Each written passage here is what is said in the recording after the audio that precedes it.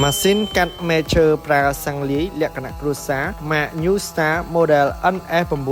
999កម្លាំង 62cc តម្លៃ1ឈុត$155បញ្ចុះតម្លៃសល់ត្រឹមតែ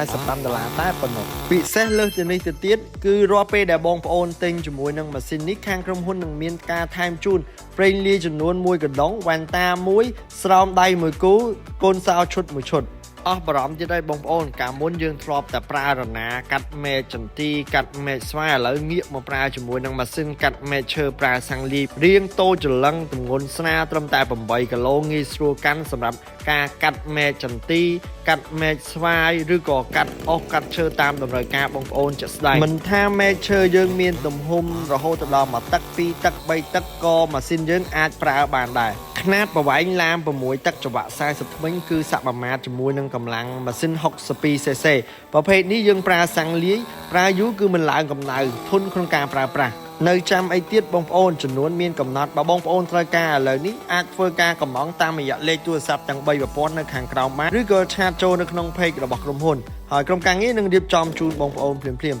អរគុណបងប្អូនទាំងអស់គ្នាដែលតែងតែគាំទ្រនៅផលិតផលពីក្រុមហ៊ុនរបស់យើង